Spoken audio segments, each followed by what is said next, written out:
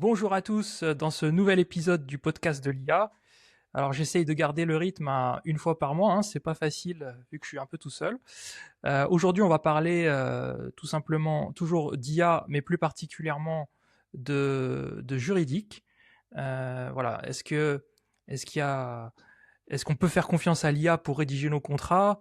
Jusqu'où ira-t-on avant que l'IA elle-même ne rende justice? Et donc voilà, c'est le titre de ce podcast, l'IA et le droit, la bataille entre confiance et disruption. Alors avec moi, j'ai trois invités. J'ai Baudouin qui est le cofondateur et CTO d'Ordali. J'ai Daria Viktorova, c'est bien ça, qui est responsable juridique chez Daregal. Daria, elle essaye beaucoup d'évangéliser l'IA auprès d'une population plutôt juridique, juriste, avocat. On a avec nous aussi Sixtine Douaneau, que je connais très bien puisqu'on a travaillé ensemble sur une précédente vie chez Bicast, qui est actuellement avocate chez Fidal Avocat et qui a aussi travaillé pas mal dans la tech, justement avec Bicast et Penny Lane, et qui représente aujourd'hui, tu as la lourde responsabilité en fait de représenter les avocats aujourd'hui. Oui. Alors n'oubliez pas que si vous appréciez ce podcast, je vous demande un tout petit effort. Vous laissez 5 étoiles sur Spotify, Apple, Deezer et sur YouTube. Je vous invite à liker la vidéo. Ça va me permettre tout simplement de m'encourager à créer plus d'épisodes et des épisodes de plus en plus quali. Alors Baudouin, Ordali, c'est quoi? Ouais, donc effectivement, je suis cofondateur d'Ordali. Moi, je suis plutôt à la partie technique, je suis CTO. Donc, c'est une plateforme qu'on a montée il y a 2 ans environ avec Léa. Donc, on est vraiment 2 fondateurs, Léa et Baudouin. Et Léa, en fait, a bossé en cabinet d'avocat. Donc, elle fait des études de droit, mais elle a aussi un parcours business puisqu'elle a fait l'ESSEC. Et en fait, c'est vraiment en travaillant en cabinet d'avocat qu'elle s'est rendue compte qu'il y avait énormément de tâches pour les avocats. Et je pense que Cécile pourra effectivement en parler, qui sont assez chronophages et finalement prennent énormément de temps sans nécessairement avoir une très très forte valeur ajoutée derrière. Je pense notamment à l'extraction d'informations dans des documents, la recherche de jurisprudence, des choses comme ça. Alors qu'il y a tout un pan du métier qui est extrêmement justement intellectuel et stratégique et aussi un aspect humain qui est parfois un petit peu squeezé à cause justement de ces parties un peu plus lourdes qui prennent du temps.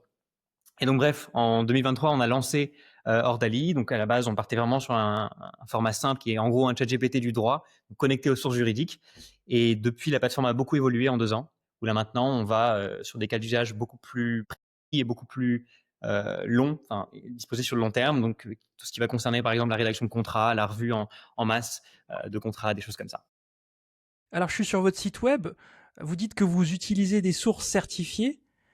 Pourquoi c'est quelque chose d'important et qu'est-ce que ça change vis-à-vis de ChatGPT? Ouais, c'est en fait je pense à mon avis, c'est la première grande différence et le premier avantage qu'une solution comme Ordali peut avoir, c'est effectivement que nous, on va se contraindre à uniquement indexer des sources qui sont un peu des sources primaires du droit, donc à savoir tout ce qui va être sur Légifrance, donc les codes, lois, ordonnances, aussi tout ce qui va être la jurisprudence, Légifrance ou la Cour de cassation. Pareil pour l'Europe, d'ailleurs, on indexe également tout ça. Donc c'est forcément primordial d'indexer en premier lieu ces sources-là et ne pas se fonder sur une recherche web globale comme pourraient faire des outils comme Claude ou ChatGPT, ce qu'ils font très très bien. Mais malheureusement, sur la pratique juridique, on a vraiment besoin de se fonder uniquement au périmètre des sources brutes du droit. Et donc, c'est là-dessus qu'on intervient dans ce premier pan. Mais on permet aussi également au cabinet de notamment intégrer toute leur documentation interne sur Ordali et donc finalement de faire des croisements assez intéressants entre ces sources primaires du droit et la documentation interne des cabinets. Que si je comprends bien, ton outil te permet de générer automatiquement des contrats, des documents juridiques. Mais on est entre nous. Honnêtement, est-ce que tu penses que les avocats vont être remplacés ou c'est plus nuancé que ça? Alors, certainement pas du tout. Déjà, alors, notre outil permet entre autres la rédaction de contrats, mais pas que. Il y a tout un aspect aussi review, par exemple. On peut s'assurer même juste des premiers checks sur voilà, la validité des clauses, des choses comme ça. Après, pour moi, justement, notre outil aujourd'hui, il est vraiment destiné aux avocats principalement et aux directions juridiques. Donc aujourd'hui, notre outil, il n'est pas du tout fait pour des personnes qui ne sont pas des professionnels du droit. À savoir si les avocats ou les juristes pourraient être remplacés plus tard par des IA, alors je ne crois pas du tout. En tout cas, pas du tout sur des tâches aussi avancées que ce qu'ils peuvent le faire. Typiquement sur des tâches très simples qui vont être, je sais pas, par exemple, parfois on fait appel à un avocat pour simplement rédiger en masse certains documents. il se peut qu'en fait, on puisse se faire avec des IA. En revanche, il y a des tâches beaucoup plus complexes pour lesquelles on va faire appel à un avocat qui nécessite forcément l'appui d'un professionnel. Nous, typiquement, sur notre dernière levée de fonds, on a fait appel à un avocat et j'ai pu à nouveau constater l'importance de l'avocat dans le processus. Jamais de la vie, on aurait pu dédier ça à une IA. Et je vois assez mal dans les 5 prochaines années une IA être capable de faire ce que notre avocat a fait pour nous pendant ce moment-là. Et aujourd'hui, c'est qui votre principal concurrent? C'est plutôt ChatGPT ou les cabinets d'avocats eux-mêmes? Non, en fait, les cabinets d'avocats sont aussi en fait nos clients. En fait, ça va vraiment dépendre à qui on s'adresse. Typiquement, sur des cabinets d'avocats, effectivement, on a de la concurrence parce qu'il y a beaucoup d'entreprises qui proposent ce type d'IA spécialisée dans le juridique. Maintenant, pour plus le côté entreprise et juriste, effectivement, parfois, on va être aussi beaucoup comparé à ChatGPT, qui est largement utilisé sous la forme de Copilot, par exemple, où là, beaucoup d'avocats et juristes vont pouvoir se contenter de simplement prompter ChatGPT et essayer d'avoir des lectures de contrats, ou générer des contrats. En fait, il y a effectivement une certaine concurrence de ChatGPT en un sens. Et maintenant, sur les non-juristes, par exemple, les personnes qui ne pratiquent pas le droit de base, effectivement, ce qu'on voit beaucoup, ce sont des gens qui ont l'impression qu'ils pourront remplacer leur avocat ou leur juriste par ChatGPT. Et là, c'est là où je mettrais vraiment des voyants rouges, parce qu'aujourd'hui, c'est certainement pas le cas. C'est vrai qu'un outil généraliste comme ChatGPT peut donner de bonnes indications sur des premières pistes de réflexion, des choses comme ça, mais pas du tout faire le travail complet de A à Z. Ça, c'est certainement pas le cas aujourd'hui, en tout cas. Sur l'avenir, on verra. Enfin, je pense qu'il y a peut-être des modulos à apporter sur jusqu'où est-ce que ces technologies pourront arriver pour peut-être entre guillemets manger certaines tâches qui sont aujourd'hui faites par l'avocat. Il faudra voir. Tu sais, j'ai écrit un livre qui s'appelle Automatiser les finances de votre entreprise et j'ai tout un chapitre sur la gestion des contrats fournisseurs où j'ai fait des petites automatisations avec du Make, du N8N et de l'IA pour que tu puisses automatiser, par exemple, le classique, c'est le contrat du fournisseur qui se reconduit tacitement et tu oublies 3 semaines avant de résilier parce que tu l'utilises plus. Et en fait, tu peux mettre en place des automatisations qui lisent les contrats fournisseurs et qui te préviennent quelques semaines avant. Comme Ordalis, c'est un super outil aussi, est-ce que vous faites ce genre de choses ou pas? Ouais, complètement. En fait, il y a des tâches, on distingue vraiment les tâches un peu en deux familles. Tu as des tâches qui vont être vraiment des tâches sur le fond purement, donc sur le fond du contrat, c'est voir si une clause est valide à un instant donné. D'ailleurs, si elle sera encore valide dans 6 mois, parce que le droit évolue constamment, donc il y a un suivi vraiment sur le fond à faire là-dessus. Et après, des tâches comme celles que tu mentionnes, qui sont plus de l'ordre finalement de l'organisation et des choses assez soft qui constituent plutôt des checks, des choses qui sont assez déterministes, comme voilà, est-ce que la date une date de reconduction, si oui, est-ce qu'on a produit le contrat pour une reconduction. Et donc nous, on traite ces deux cas-là, pour l'instant vraiment uniquement pour des juristes et avocats. Mais c'est vrai qu'effectivement, ChatGPT pourrait tout à fait être utilisé pour aller redécliner un contrat qui est exactement le même, avec le même fond, pour voilà, reconduire pour 2026 par exemple. Effectivement, et ça va vraiment dépendre des usages. Et toi, Daria, tu essayes de convaincre les juristes de ce genre de technologie. C'est quoi le blocage que tu rencontres en général avec cette population? Effectivement, du coup, moi, je suis responsable juridique en entreprise. Donc, je pilote aussi le projet IA en entreprise. Et en plus, je fais des formations pour les professionnels du droit, des formations sur l'intelligence artificielle. Et donc, on parle souvent des contraintes, des risques, des limites.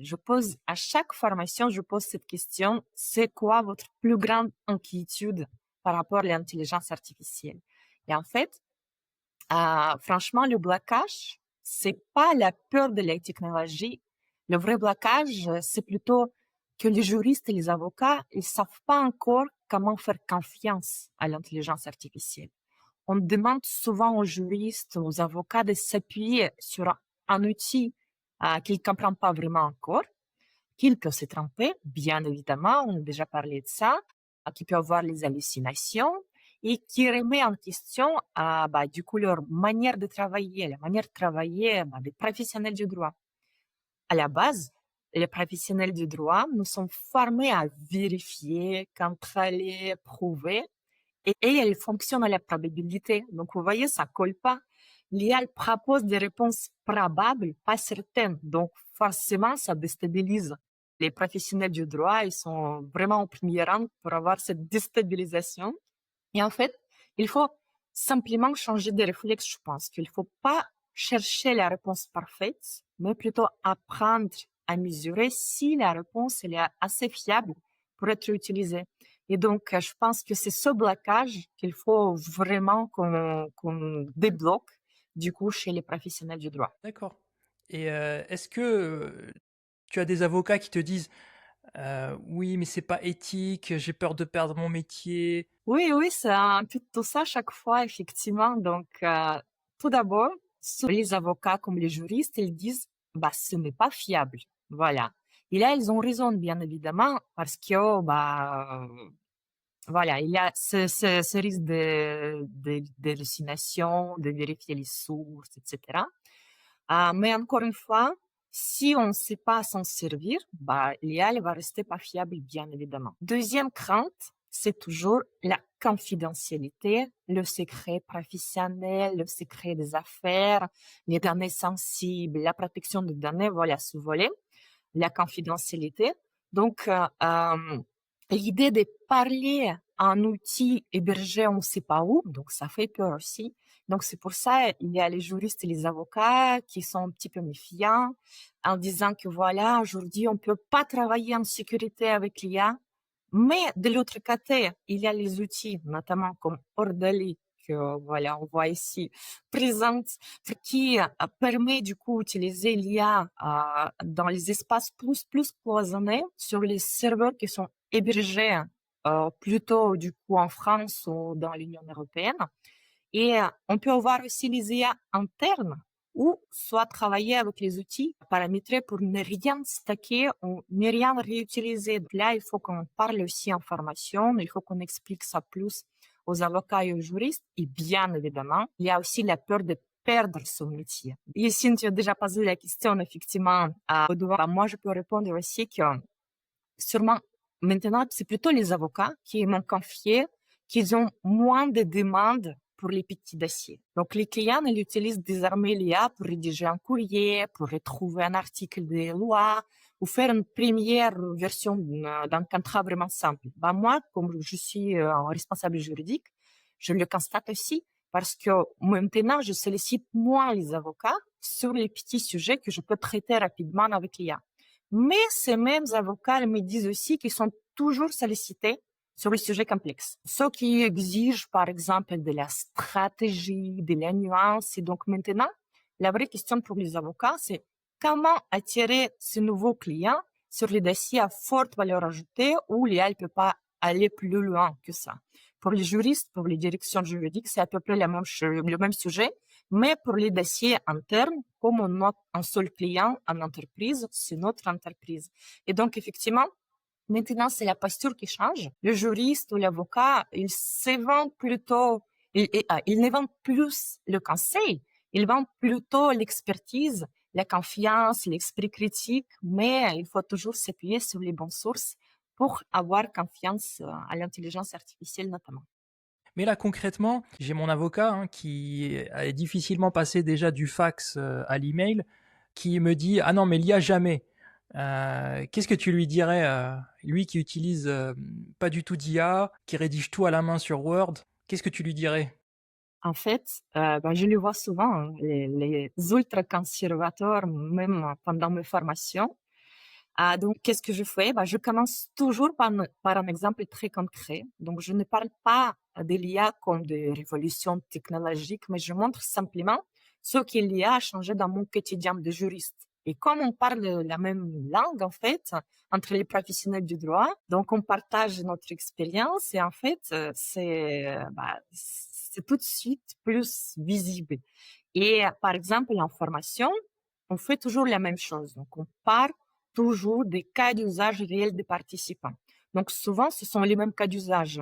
Reformuler un texte, relire un Je suis contrat, d'accord, mais s'il te dit c'est pas fiable, c'est pas voilà, fiable. donc, À partir du moment où il te dit c'est pas fiable, comment tu peux lui expliquer ce qu'il peut faire avec quelque chose qui n'est pas fiable? s'il me dit que celle n'est pas fiable, je vais proposer la solution. On va tester les solutions juridiques qui sont plus fiables, qui utilisent les sources vérifiées. Donc là, on peut le faire. Après, il me dit, c'est politique, ou il y a la consommation énorme, l'impact pour l'environnement, etc. Voilà, j'explique qu'on peut bien utiliser Google pour les recherches vraiment simples. On n'a pas besoin de poser toutes les questions dans notre lien. Donc, Google consomme moins quand même que l'IA génératif. Il y a quand même chaque fois les contre-arguments sur les arguments. Et en réalité, si je propose de tester un cas d'usage qu'on a défini, par exemple, ensemble, une tâche chronophage sans forte valeur ajoutée, et je montre comment l'IA peut aider sur cette tâche, là, franchement, tout change. Ils voient les juristes, les avocats qui Ouais, c'est sont ça. peur, et tout de suite, ils voient le gain de temps et la valeur ajoutée. Et donc, D'accord. là, je le vois assez En souvent fait, ce comme qui se passe, c'est qu'ils n'ont pas la bonne méthode. Ils essayent, ça exactement. marche pas parce qu'ils n'ont pas utilisé des sources vérifiées, et donc ils disent que c'est pas fiable et ils laissent tomber. C'est Et ça, c'est le exactement. cas classique, quoi. Et ça concerne pas que les avocats, les juristes, je pense.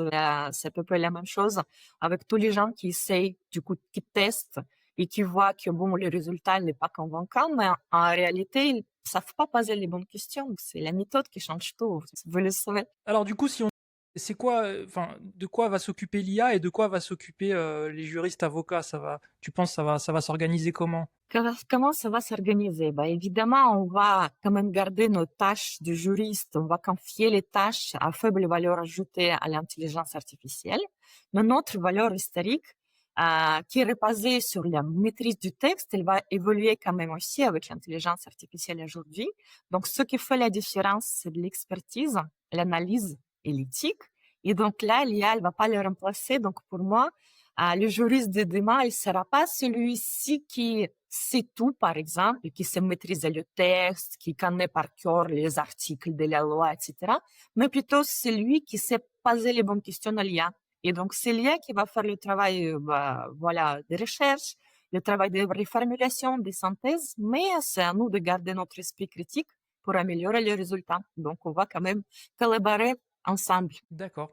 Et est-ce que vous, dans la profession du juridique, parce que moi je suis dans un autre secteur, je suis plutôt dans la finance, est-ce qu'il y a ce sentiment un peu de culpabilité quand l'IA génère tout le travail et que l'avocat le rend au client, par exemple? Si je réponds pour la partie du juriste d'entreprise, pas du tout culpabilité. Moi, j'utilise l'IA depuis 2 ans et demi, depuis la sortie de ChatGPT, et je vois quand même l'amélioration de mon travail et c'est vraiment visible.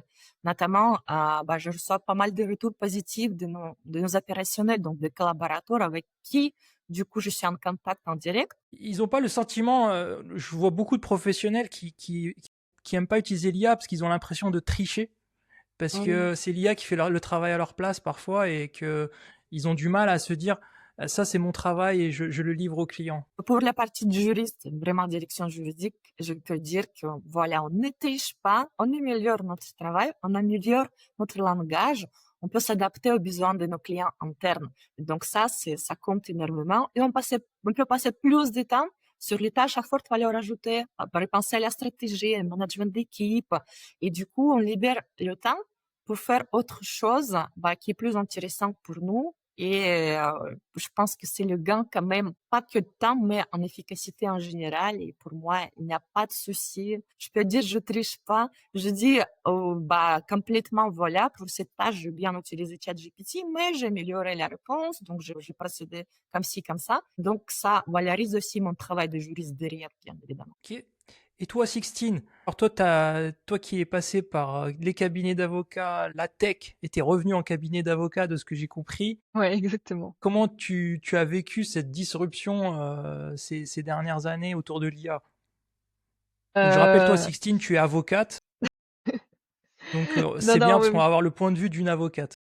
Alors, moi, je me souviens au tout début, alors enfin en 2017, donc c'était avant les IA génératives, il y avait déjà des projets un petit peu d'algorithmie du droit. C'est-à-dire que par exemple, tu avais un système qui s'appelle Ravel Law qui était aux États-Unis, qui visait en fait à agréger toutes les décisions de justice qui étaient produites aux États-Unis pour pouvoir te fournir en fait des résumés de ces décisions, mais c'est surtout de faire une analyse sur par exemple le raisonnement utilisé par le juge. Et le but c'était de faire de la prédiction pour pouvoir en gros permettre aux avocats de rédiger leurs conclusions à l'attention du juge qui allait lire. Et l'idée, c'était pas de l'intelligence artificielle générative, mais pour moi, en fait, on était déjà un petit peu sur le principe de produit de la donnée, on va mettre de l'algorithme là-dessus pour pouvoir créer en fait une nouvelle étape. Après, il y a eu évidemment l'arrivée ChatGPT. Alors là, à ce moment-là, moi, j'étais juriste en entreprise dans la tech, donc évidemment, c'était le virage à pas rater. Donc, on a vraiment un petit peu mis toutes les bouchées doubles sur Bah tiens, comment développer t'étais chez ça. Penny Lane, c'est ça?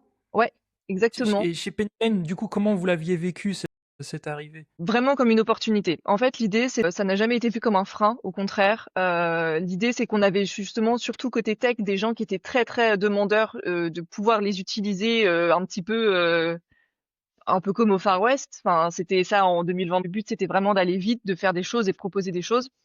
Nous, le parti pris qu'on avait, c'était évidemment, on va pas dire non, mais par contre, on va dire oui, mais on va accompagner l'usage. Donc, dès le début, on a mis en place j'ai rédigé des chartes d'utilisation, des guides de bonne conduite, pour expliquer, par exemple, si tu vas utiliser une IA générative pour faire du code, voilà ce que tu peux faire. Si c'est pour générer du contenu, voilà ce que tu peux faire, et ainsi de suite, avec évidemment des pratiques communes à tout. On a beaucoup insisté sur le fait qu'au démarrage, fallait absolument pas mettre de données de clients, de noms, de choses comme ça, de données personnelles. Ensuite, on a fait tout un travail sur justement aussi la gestion fournisseur de ces moteurs d'intelligence artificielle. À l'époque, on avait décidé d'aller avec Dust, puisque c'était un agrégateur en fait qui nous permettait d'accéder à plein de modèles en ayant en fait pour chacun des conditions d'hébergement similaires. Donc nous, ça nous a beaucoup facilité la vie à ce moment-là. Et puis ensuite, après, on a développé aussi des partenariats avec évidemment tous les grands fournisseurs de LLM pour pouvoir accéder aux modèles toujours les plus récents aussi, parce qu'il y a quand même une notion aussi un peu de course à la performance. Enfin, moins maintenant, mais il y a encore 1 an et demi, c'était vraiment le modèle qui surpassait tous les mois. Il y avait une nouvelle version de Claude, de GPT, qui était supérieure à la précédente. Nous, enfin en tout cas moi, je l'ai vraiment pris en mode faut mettre le pied à l'étrier maintenant, faut comprendre comment ça fonctionne, faut mettre le pied à l'étrier, voir comment ça peut nous aider. Et après, dans ma pratique, franchement, moi, ça me sert. Il y a des choses pour lesquelles c'est très pratique et ça sert beaucoup. Des choses qui sont un peu moins utiles. Il y a une vraie plus-value à l'utiliser. On gagne évidemment du temps. Ça, je pense que personne ne peut le contredire. Encore faut-il savoir l'utiliser. Parce qu'effectivement, sinon, on voit bien, si on prend pas le temps aussi de se former un petit peu au fonctionnement et aux résultats auxquels s'attendre, en fait, j'ai l'impression que les gens, effectivement, c'est ce que tu disais aussi tout à l'heure, Daria, les gens disent bah non, ça marche pas parce que mais en fait, ils ont pas posé la bonne question, ils ont pas paramétré un petit peu, ils ont pas cadré la réponse. Surtout, c'est surtout vrai sur les IA qui sont très généralistes. Sur quelque chose de plus précis, par exemple, toi, Baudouin, avec Ordali, tu vas avoir déjà un périmètre un peu circonscrit. L'ULM va pas partir dans tous les sens, puisque tu vas lui mettre une espèce de surcouche un petit peu juridique avec du contenu qui est très normé. Donc ça permet aussi aux juristes d'avoir plus facilement un pied à l'étrier, dans le sens où ils ont moins besoin de se former aussi à l'art de faire un prompt, même si, encore une fois, savoir prompter, ça sert dans tous les cas. Mais j'imagine que l'idée, c'est aussi, en tout cas avec les legal tech aujourd'hui d'intelligence artificielle, c'est de permettre aussi aux juristes et aux avocats de les utiliser sans avoir à refaire toute la roue de je fais un prompt, je fais ci, je veux que tu analyses un document, je veux que tu m'extrais telle donnée, je veux que tu confrontes ce genre de choses. Je vois beaucoup en fait de Legal Tech IA, je pense, enfin voilà, sont en train de construire des micro-assistants pour justement découper en fait ce gros truc d'IA en tâches précises qui vont permettre d'aiguiller aussi les juristes dans leur pratique.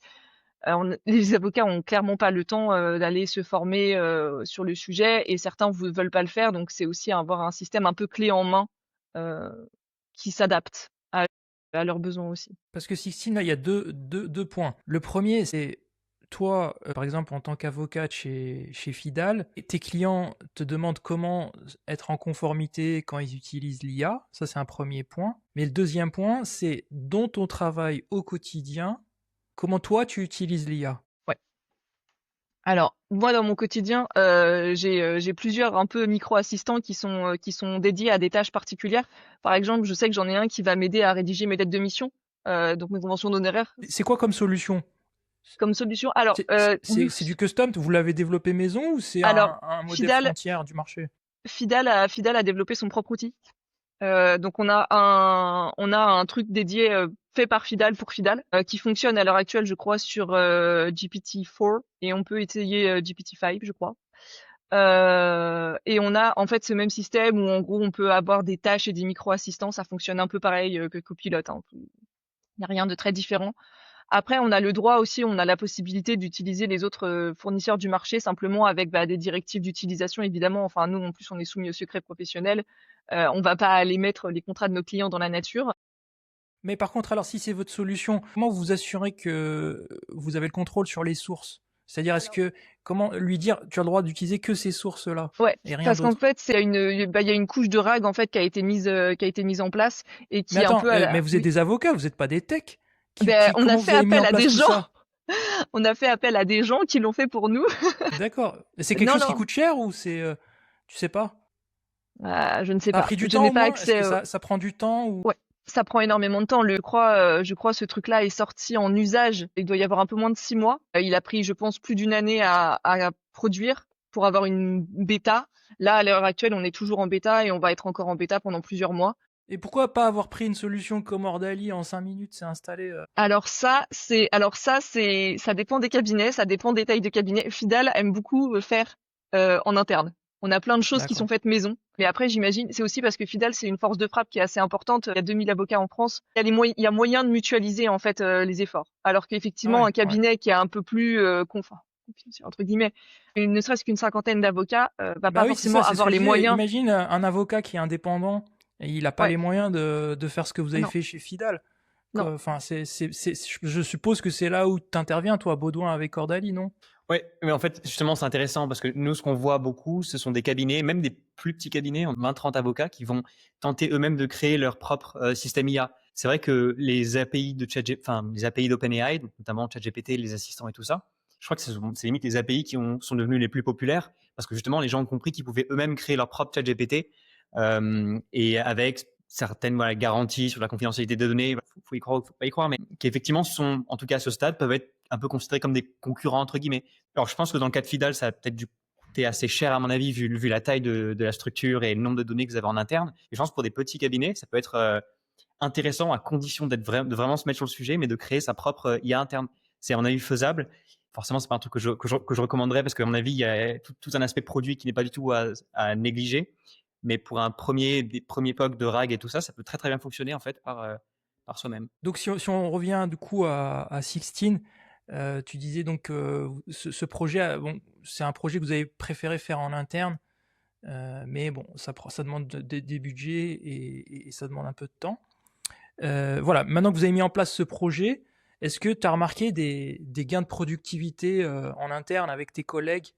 Est-ce que vous avez gagné du temps ou quels sont les gains? Ouais. Alors moi, je trouve qu'il y a un gain qui est quand même significatif quand tu utilises une IA générative, qu'elle soit généraliste ou spécialisée, mais plus fortement quand elle est spécialisée. C'est ce que j'appellerais en fait, ça nous évite l'angoisse de la page blanche. Alors, on part rarement de rien quand on rédige quelque chose. Moi, je fais surtout des contrats. Donc, tu as toujours une trame de contrat qui existe ou des choses comme ça. Après, il y a 15 000 contrats différents. Faut toujours faire attention aussi aux parties du contrat, en fait. C'est-à-dire, toi, ton entreprise, qu'est-ce que tu défends, qu'est-ce que tu veux mettre en place, ta contrepartie, qu'est-ce qu'elle veut, tu as les rapports de force et ainsi de suite. Ce qui fait que c'est pour ça qu'on a déjà tendance à dire que les contrats sont difficilement duplicables complètement à l'identique, c'est possible. C'est juste que tu vas avoir un truc qui fit pas du tout ton besoin, qui répond pas à tes questions et qui te couvrira pas le jour où tu auras un problème. Donc là où il y a un intérêt, je trouve, sur l'IA, c'est ça nous permet de générer en fait plus facilement des drafts de contrats qui sont certes très normés, mais ensuite qui vont pouvoir, on va rajouter en fait notre surcouche en disant, bah, cette clause-là, on sait qu'il va falloir la rédiger plus dans un sens, plus dans l'autre. En fait, ce que ChatGPT fait très bien, ou fait n'importe quel copilote, peu importe ce que n'importe quel IA fait très bien, c'est générer une clause assez standard, voilà. Sauf que en fait, des clauses standards, ça sert à rien. L'idée, c'est que, moi, pour moi, ma plus-value en tant qu'avocat ou même juriste, c'est de customiser cette clause aux besoins du contrat. Typiquement, je prends souvent l'exemple des clauses de confidentialité. C'est des clauses qu'on retrouve dans quasiment tous les contrats. Il n'y a rien de plus standard qu'une clause de confidentialité dans l'absolu. C'est toujours la même trame, ça suit toujours les mêmes règles. Pour autant, en fonction de tes contrats, tu as vraiment besoin de t'y arrêter ou pas. Et ça va dépendre du contexte. Et donc, ce qui est important aussi, c'est que souvent, quand tu vas demander une clause ou que tu vas générer du contenu, tu vas pas forcément apporter cette touche de contexte supplémentaire qui va faire que tu vas avoir un résultat qui est vraiment adapté à ton besoin. Là, moi, où ça m'aide, c'est par exemple, effectivement, sur des drafts. Après, sur le contexte, ça prend beaucoup de temps de rédiger son contexte pour avoir finalement un draft que je pourrais faire en 5 minutes sur la base du draft, enfin du premier projet qui a été soumis. Et c'est ça où je trouve qu'on gagne du temps, c'est qu'en fait, voilà, on exclut le principe du premier projet, on travaille sur quelque chose, et quand on a besoin de partir de rien, bah en fait, ça génère quelque chose, ça nous fait gagner du temps. On n'a pas l'angoisse de la page blanche en se disant on commence par où, on prend un peu le sujet par quel bout. Avec tout ce que tu nous racontes, Sixtine, je comprends que tu as l'outil, mais tu as aussi les méthodes là. Qui t'a appris? Est-ce que tu as appris toute seule? Tu as eu des formations? Moi, j'ai tout appris toute seule. Quand il y a eu la sortie, j'ai fait un peu tous les cours qu'on pouvait trouver sur Internet, sur YouTube. Enfin, à l'époque, Open Classrooms avait quelques ressources qui étaient ultra pertinentes sur le sujet. Et après, en fait, moi, je trouve que aussi il y a un côté test and learn. Par exemple, chez Penny Lane, j'avais mis en place en fait un assistant qui répondait aux questions que les personnes en interne venaient nous poser et qui revenaient souvent en fait. Typiquement, elles sont où nos CGV, est-ce qu'on est conforme au RGPD, des choses sur lesquelles qui nous prenaient du temps, qui généraient pas vraiment de plus-value.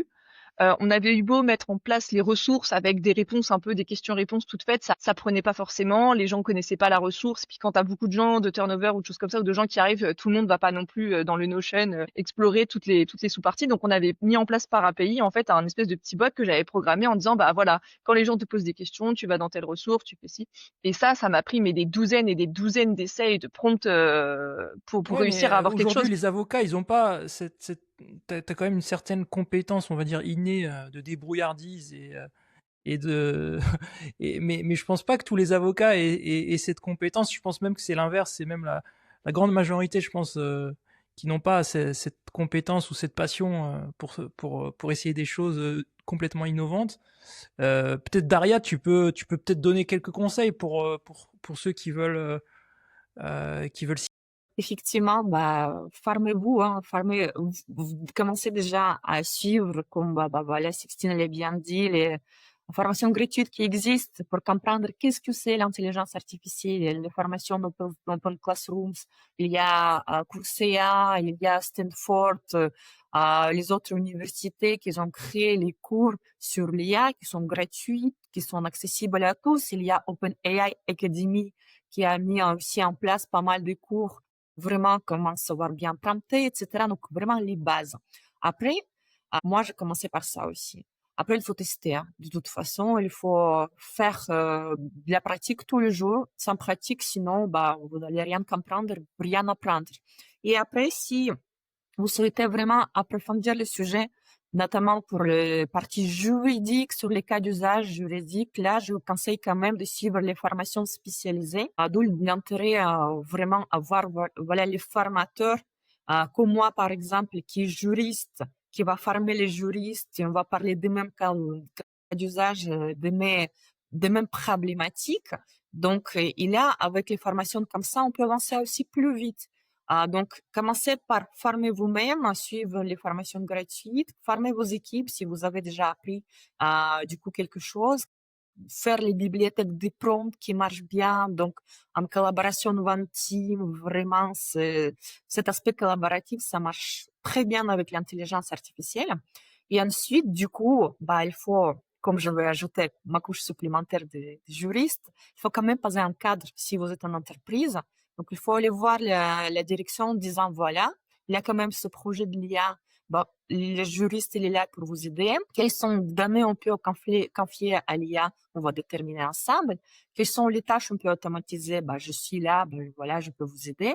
Qui valide les résultats? Allez, bah, on va faire une charte IA quand même pour voir qu'est-ce qu'on peut faire, quel outil on donne aux salariés, qu'est-ce qu'il faut éviter absolument. Donc, vous voyez, il y a ce cadre quand même qui s'installe en plus. Et là, on a quand même notre rôle aussi clé, quoi, en entreprise pour bien mener ce projet et aider les autres services. Donc, c'est notre service support qui s'ajoute en plus sur les projets. Moi, ce matin, par exemple, j'ai un local à louer et voilà, le locataire m'a demandé un bail commercial, on a plus précisément un bail dérogatoire, un bail précaire euh, pour louer un local commercial. Et bon, c'est un petit loyer, donc appeler un avocat pour me rédiger le bail, ça va me coûter plus cher que le loyer. Donc qu'est-ce que j'ai fait? J'ai ouvert ChatGPT et je lui ai dit de m'aider à rédiger le bail précaire en me donnant bien les inconvénients, avantages pour le propriétaire et pour le locataire. Et finalement, j'ai mon bail tout prêt, tout clair, que je vais faire signer. Voilà, vous pensez que j'ai bien fait ou pas? La vie d'avocate. Alors, je suis pas une Mais il spécialiste faut des être beaux pragmatique, commerciaux. c'est-à-dire que le Non, pragmatisme, mais c'est que en fait, j'ai un loyer qui est de peut-être même pas 400 euros par mois. C'est un petit local. Si je demande à un avocat de me rédiger un bail, ça va me coûter beaucoup plus cher. Et donc comment on fait? En fait, pour moi, c'est une approche un peu par les risques. C'est-à-dire que, et je te rejoins totalement, en fait, à un moment donné, sur certains contrats, et c'est aussi ce que disait derrière, sur certains contrats qui sont assez simples, qui présentent pas de complexité, dans le cadre où t'es pas dans un rapport de force déséquilibré non plus, je vais pas dire non plus qu'il faut absolument toujours aller voir un avocat. Enfin, il y a un principe de réalité et de réalité économique, notamment, qui fait que c'est pas forcément, économiquement intéressant de le faire. Pour autant, ce qui est certain, c'est que tu as généré probablement un bail précaire qui ressemble en tout cas à un bail commercial précaire qui en fait va permettre de créer une crédibilité. Tu vas avoir t'auras généré un document qui est crédible. Maintenant, sur le fond, sans aucune revue, sans aucune approche juridique, ce que tu as pu générer aussi, c'est soit peut-être pas applicable à ta situation, soit peut-être, enfin, je te dis un truc bête, mais peut-être que finalement, sur les centaines et les milliers de baux commerciaux précaires sur lesquels s'est entraîné le LLM, ben en fait, ils étaient tous, je te dis une bêtise, mais un truc grossier, mais ils étaient tous avec une clause qui te dit qu'en cas de problème, c'est c'est les tribunaux de Perpignan, et tu vas te retrouver avec ton bail commercial qui te dit, bah si t'as un problème, tu vas à Perpignan. Bon, je grossis le trait, c'est évidemment Alors pas pour réduire le nombre de réaliste, mais risques, ce que j'ai fait, c'est que je lui ai même donné quelques templates sur des sites juridiques que j'ai trouvé, des templates de bail précaires, et je lui ai demandé aussi de me poser plein de questions pour bien personnaliser le document, pour être sûr qu'il fasse pas ce genre d'erreur de type il m'envoie au tribunal d'Avignon alors que je suis à Paris ou ce genre de choses. je pense que c'est déjà un premier, voilà, c'est des bons garde-fous. Un autre élément qui peut être pris en compte aussi, c'est par exemple, tu es dans un bail précaire dérogatoire par rapport au régime du code de commerce. Bah, si tu demandes à ton LLM de générer un bail précaire, il va te générer un bail précaire. Il va jamais se poser la question de dire, mais attends, est-ce que ton bail précaire, tu peux le faire en fait? Est-ce que tu es dans le régime dérogatoire? Est-ce que ta situation correspond à celle prévue par le code de commerce pour les baux Alors ce dérogatoires? qui est génial, c'est exactement la question qu'il m'a posée ce matin. Parce qu'il m'a bien dit le risque entre un bail traditionnel, précaire, la différence, les avantages pour l'un et pour l'autre. Et en fait, je l'ai trouvé très pédagogique et j'ai bien compris la différence et les risques. Et ensuite, je lui ai demandé de me poser plein de questions sur ma situation pour qu'il rédige quelque chose d'adapté. Et par précaution, je lui ai donné quelques modèles en lui disant voilà des modèles euh, qui ont l'air d'être validés sur Internet. Tu sais très bien prompter, donc à mon avis aussi, c'est Oui, au fait que toi, tu as quand même une bonne sensibilité par rapport à ça et que tu connais les risques. Je pense que d'autres entrepreneurs qui savent un peu moins prompter, je prendrais peut-être pas le risque à leur place, surtout sur une décision stratégique. oui. Mais est-ce qu'il n'y a pas, dans les cours, dans les formations, est-ce qu'il n'y a pas des méthodologies pour justement prompter, pour limiter au maximum les risques juridiques? Bah, en fait, le problème, c'est que ton risque juridique. En fait, le truc, c'est que le risque. Enfin, pour moi, le risque juridique, c'est un concept un peu flou. C'est-à-dire qu'il faudrait que. Enfin, évidemment, ton LLM, il a accès à quasiment l'entièreté du droit. Mais en fait, il y a lire et il y a comprendre. Et moi, j'ai envie de penser que ton LLM, il sait lire, mais il sait pas forcément comprendre. Il sait pas forcément bien mettre en relation deux textes qui, de prime abord, n'ont rien à voir, mais qui, en fait, si, dans la pratique, ils vont avoir quelque chose à voir ensemble.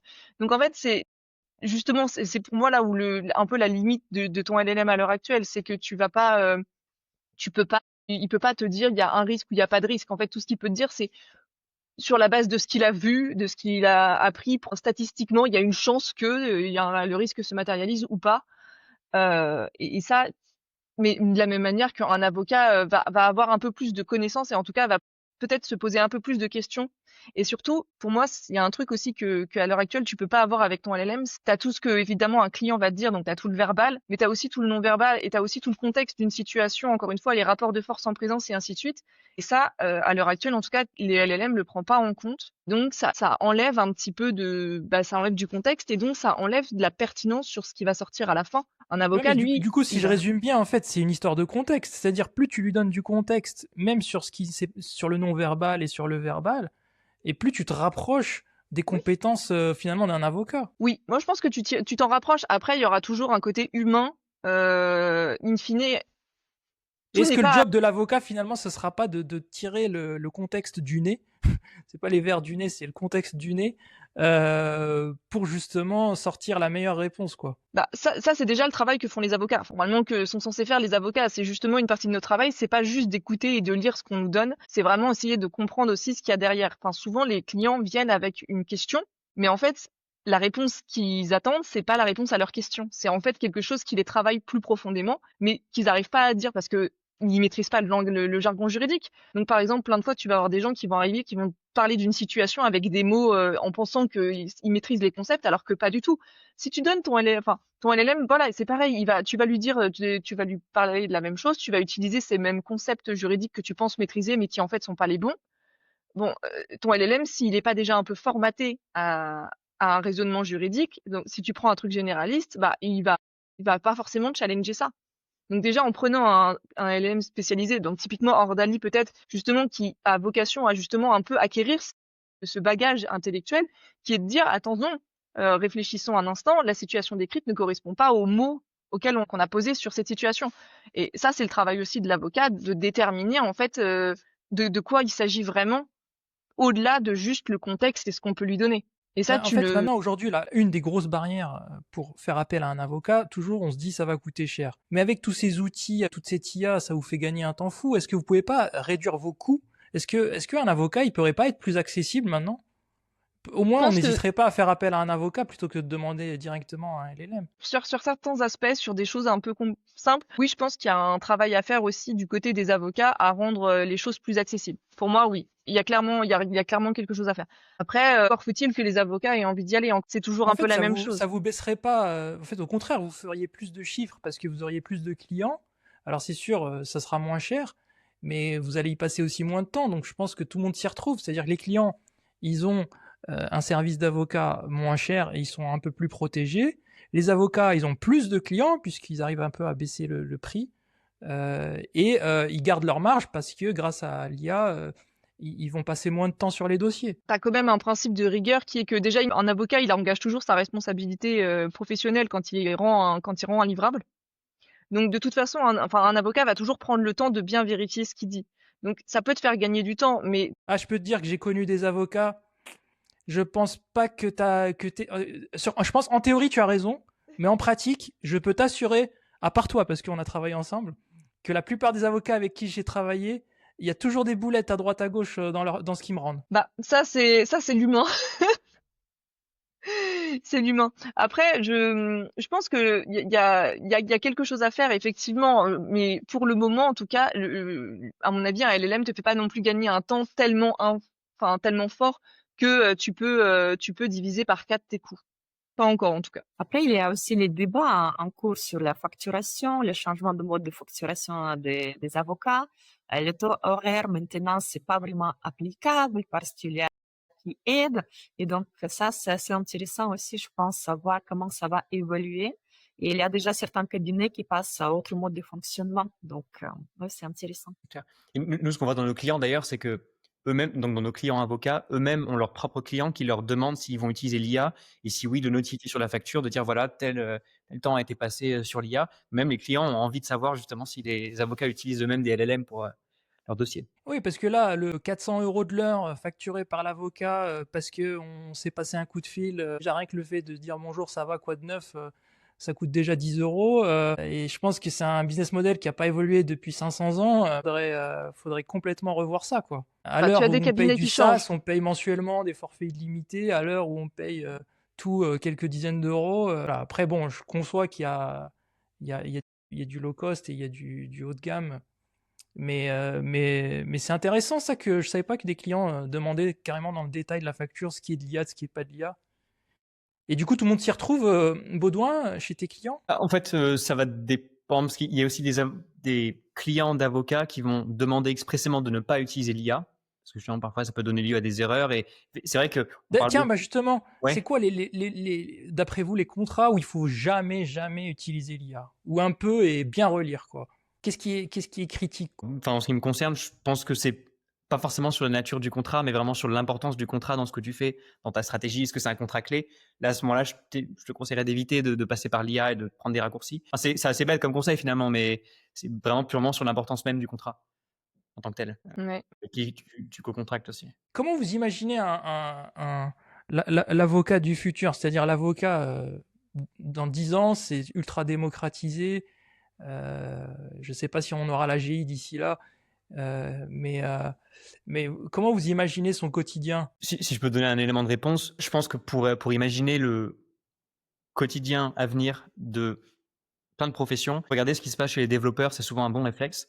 Chez les développeurs, on a Claude Code et Codex en ce moment. Je pense que Yacine, tu es bien familier avec le sujet. Et on voit qu'aujourd'hui, on donne beaucoup plus d'autonomie au LLM pour aller faire une tâche pendant 25-30 minutes. Là, il y a 4 mois, c'était encore juste des tâches de 10 minutes. Là, maintenant, on peut monter sur des tâches qui sont encore plus longues que ça. J'imagine que sur l'avocat, ça va être ce type de gain auquel on va pouvoir s'attendre, c'est-à-dire l'avocat va plutôt envoyer des hordes de LLM aller résoudre différents problèmes ou produire un certain contrat en cherchant du contexte proprement dans différentes sources internes ou externes. Et à la fin, lui, justement, aura plutôt pour but d'aller ensuite agréger un peu tout ce qui a été produit par ces LLM pour ensuite peut-être les relancer sur d'autres itérations. Donc, à mon avis, justement, c'est pas forcément qu'il fera moins, mais qu'il pourra faire beaucoup plus. Peut-être fournir un travail encore plus qualitatif pour encore plus de gens. Il y a un peu deux façons de voir la chose, soit ceux qui espèrent moins travailler grâce à ça, ou ceux qui espèrent faire encore plus grâce à ça. Typiquement, sur le code, c'est souvent un peu le problème qui se pose. Toi, Baudouin, tu es le CTO d'Ordali. Donc, ce qui est marrant, c'est que vous utilisez l'IA pour proposer une solution d'IA. C'est-à-dire que l'IA vous aide à coder votre solution. Jusqu'à quel point? En ce moment, on utilise beaucoup les Claude Code, les codex, etc. Ça nécessite forcément des grands temps de relecture aussi de ce qui est produit. C'est primordial parce que on a pu en faire les frais au tout début à trop faire confiance aveuglément au code qui était produit par l'IA. Bon, ça, on s'est vite recorrigé là-dessus. Mais ouais, on utilise énormément, typiquement Claude Code et Codex pour à la fois les phases de production de code, mais aussi les phases de vérification, pour être sûr qu'on laisse rien traîner derrière, il n'y a pas de potentiel bug. Typiquement sur Codex, il y a un mode review qui est exceptionnel et qui, pour le coup, a été vraiment entraîné pour chercher les petites erreurs, des choses vraiment très fines, et il le fait à la perfection. Et donc, ouais, à la fois vraiment ce côté production et aussi ce côté vérification, on utilise énormément l'IA. C'est marrant, mais pour tous les métiers, j'ai l'impression qu'il y a un fil conducteur et une même méthodologie, hein, qu'on soit avocat, développeur, qu'on soit commercial, marketeur, c'est un peu toujours le même principe. Et c'est vraiment une histoire de méthodologie. Ouais, il y a aussi, je pense, les nouvelles compétences qui vont s'ajouter dans tous les métiers, effectivement. Donc, voilà, savoir parler à l'IA déjà, donc ça, c'est quelque chose qu'on va passer. Et si on ne sait pas parler à l'IA, si on n'apprend pas, donc on va être dépassé par quelqu'un qui sait le faire et qui utilise déjà l'IA. Et donc, il y a les nouvelles compétences comme ça qui arrivent et plus techniques, effectivement, comprendre comment ça fonctionne, etc. Donc, il y a des changements à prévoir. D'ailleurs, Daria, je crois que tu as une newsletter, hein, je t'ai découvert via ta newsletter, hein, que je trouve Oui. vraiment très qualitative, et ton compte LinkedIn. Tu pousses des astuces un peu à tout le monde comme moi, j'ai ma petite newsletter aussi. Mais toi, elle est vraiment orientée juridique. Oui, mais merci. Effectivement, moi, je parle en fait au public large, mais avec ma vision de juriste aussi. Et je donne effectivement pas mal d'astuces aux professionnels du droit, comment utiliser l'IA au quotidien. Donc, avec mes tests, avec mes galères, avec les solutions, les démos que je peux avoir, etc. Et ça, c'est super intéressant parce que je vois le changement de paradigme, le changement d'esprit des juristes et des avocats. L'année dernière, quand j'ai commencé à faire ça, de faire mes petites formations, webinaires gratuits, etc. Donc, il y avait l'intérêt, mais bon, c'était un petit peu, voilà, la vision par les risques. On savait pas trop est-ce que ça va être utile ou pas. Là, cette année, c'est franchement, tout le monde veut s'y mettre, mais ils savent pas par où commencer. D'où cette idée qui m'est venue, du coup, de rédiger ma newsletter Daria Decryptia pour partager, en fait, par où on commence, avec quel outil, c'est quoi les limites, c'est les risques, mais comment on contourne tout ça pour avoir quand même les réponses pertinentes de l'intelligence artificielle. Donc, oui, c'est super intéressant, je m'éclate. Moi, je découvre moi-même, du coup, je teste les solutions, je passe beaucoup de temps sur ça, mais le partage, c'est ça que je préfère aussi. Quand les retours sont super positifs, il y a des gens qui viennent me voir, qui m'écrivent, qui disent, oh, c'est super intéressant. Avec tes astuces, moi, j'ai gagné très de temps. Donc ça, c'est quand même, c'est dingue, hein. Franchement, c'est qu'on est dans Ouais, j'ai le même plaisir. C'est pour ça que c'est ce qui me motive à rédiger aussi Ma newsletter, moi, elle est un peu plus généraliste, plutôt un point de vue entrepreneur tech. Ah bon, l'épisode touche déjà à sa fin. Je vous remercie pour ces échanges, c'était un vrai plaisir. Encore une fois, chers auditeurs, si vous appréciez ce podcast, un petit effort, 5 étoiles sur Spotify, Apple Podcast ou Deezer, peu importe la plateforme que vous utilisez. Likez sur YouTube, surtout les YouTubeurs, je vous vois. Et rendez-vous au prochain épisode. Bye bye. Voilà.